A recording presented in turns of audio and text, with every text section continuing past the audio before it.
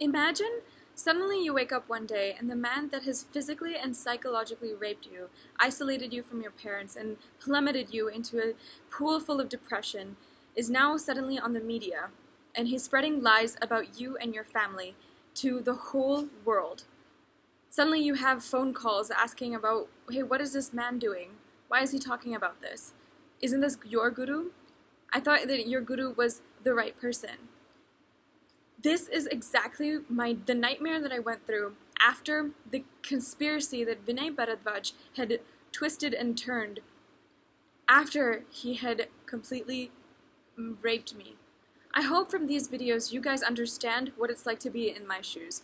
What it's like to suddenly, one day, your life is completely turned around. Because after having been through such physical trauma, I can't even catch any peace and quiet in any time to relax when suddenly there's an entire media trial going on about me and what had happened to me. My name is Lakshmi Sahiti Malladi, and I am now 21 years old. It's been 8 years since I have seen Vinay physically so close to me, but still the memory of him and the smell of him is still with me. Growing up in the United States, my family was always going to the Nithyananda Vedic Temple in Seattle, Washington, as it was called then. Before this, in 2007, the temple had started out as a satsang center, a small community gathering every week, watching the discourses of Paramahamsa Nithyananda on Bhagavad Gita, Shiva Sutras, and many Hindu shastras such as this, and opening to each other about their spiritual life, about their spiritual journey. And we were always very, very close together, and it is actually Indian tradition and habit to become very close to each other. There's no discomfort in having an extended family, having so many people around you. So naturally, when a community gathers, it's just like that, just an extended family.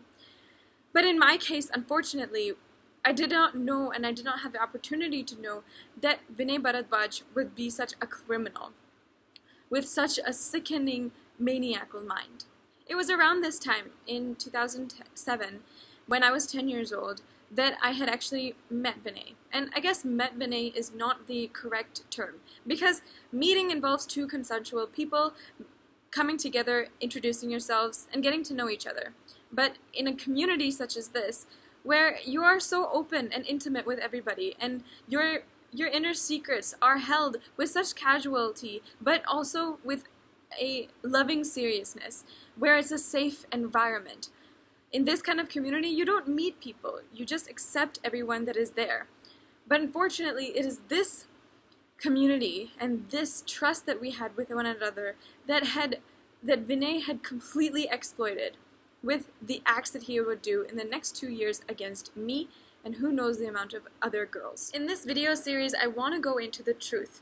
Finally, the whole truth about what Vinay Bharadwaj did against me and the lies, exploitation, and blackmail that he did against Paramahamsa Nithyananda. All of this has led up to millions of people not able to be enriched by the teachings of Paramahamsa Nithyananda, and even physical, brutal attacks against the adhinams. It is not a joke, the amount of violence, hatred that has been sparked by just one man's desperate attempt to get out of a charge of rape.